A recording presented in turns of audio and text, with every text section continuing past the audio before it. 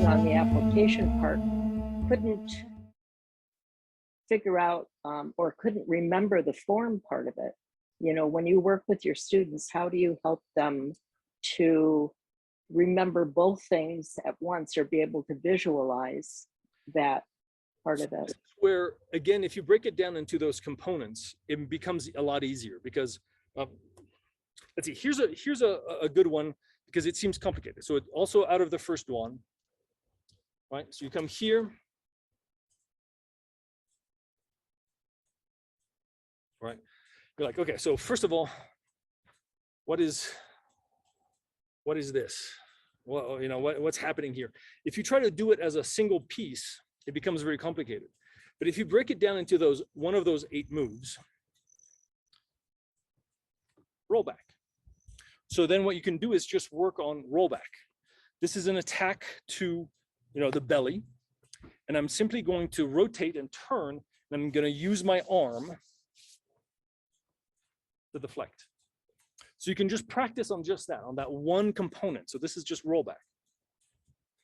But I have my hand here that's controlling. So I'm deflecting with one hand and controlling with the other, right? So I'm stepping, controlling. So what is this? Why am I doing this? Right? What's this? Well, you've done rollback. You have an arm that's right here in front of you, and you want to do a pluck, a yank. Well, how do you yank an arm that's right here? I need to get my elbow onto my opponent's elbow. So in order to do that, I bring my arm up. So this hand that's controlling holds the arm down. I bring my arm up, and now my elbow is here so I can yank. Notice the yank is to the side, boom, using the hips. So what you do is you start building up the application, the rehearsal of the application, bit by bit, level by level, block by block. So you do a rollback, and then you do a rollback followed by pluck to the side, right? Rollback, catch, pluck. And then you add rollback, catch, pluck, push. And so instead of trying to do the whole application, you break it down along which of the 8 moves and how these 8 moves stack in what order. And that way, you know you're doing it correctly. And you develop an understanding for why these moves are together, because they work, because they link somehow one to the other, right? Rollback, pluck, push. Then you start seeing that a lot of these moves are in families. Play the pipa, rollback, pluck, push. Single whip, rollback, pluck, push. All expression of the same 3 basic move, but in different directions, addressing a different level, different height. So that the hands and the arms are doing something different, right? So when you have that, that's just like the light bulb going off. You start seeing, oh, it's the same language, but this is low. This is high, right? So this is a low punch, arm is here, high punch, arm is here. Same thing. Single whip, roll back, push.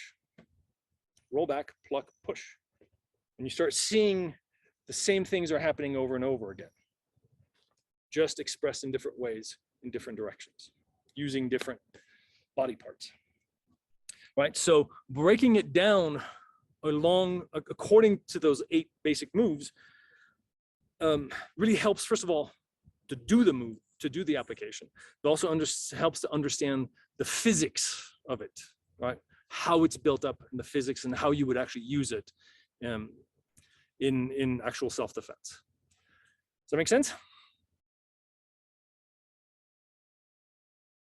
Like we normally practice it, like a throwing movement in application is obviously going to be with a certain amount of speed, so that when you slow it down, it's a little bit artificial in trying to kind of visualize the application. Yes.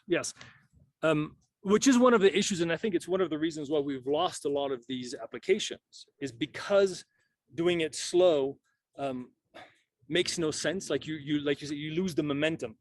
But I think that's why it's important to bring back this attention on the legs. Because then you can, if you're picking up the leg and you're doing it with full intent of there is weight on the knee and I'm lifting something. So if you're doing this with the idea of lift, then the rest of the move can continue or carry that that application or that quality, right? So because even though like specifically here, it's called drag down. So you'd think that everything is like down and heavy, but in the middle of it is that lifting of the knee. And it's only afterwards that you go down and push, which is the throw. So by taking the time to think about what the legs are doing is how you reconnect to the throw and the trips and all that kind of stuff, of really investing each move with an intent. Right, so that's like, okay, why am I stepping?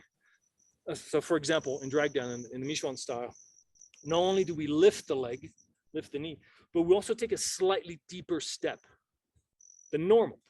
So it's investing as much attention in that little detail as you would have in the hands.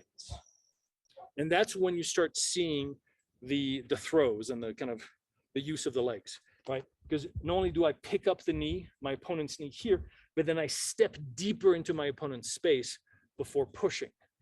And it's that, stepping deeper in my opponent's space is the beginning of, is the throw, right? Because now my hip is underneath my opponent's hip, so now I can just push him off balance. Does that make sense?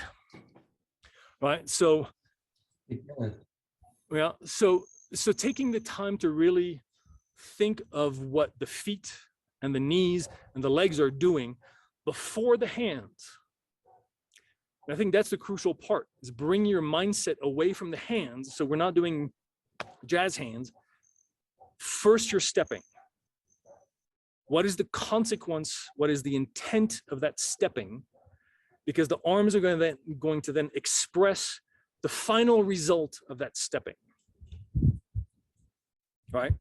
So you really start, everything is in the legs and in the waist.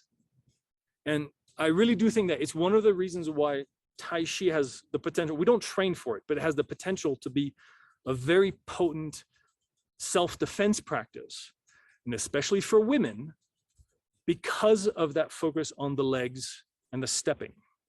Because it means that before you use your arms, before the arms have even started doing anything, you've already used your legs and your waist to break the structure of your opponent. So the arms have less to do. You need less arm strength because you've already done something with the knee, with the foot, with whatever it is that you're doing, with the stepping. Does that make sense? So you can really come in and step like drag down. You've stepped in, you've broken their stance. You've stepped in so that now your hip is literally lifting. They're riding on your hip and you've lifting them. And then the arms come in, right? Because I lift and then I step in. Now the arms push. The arms barely have to do anything.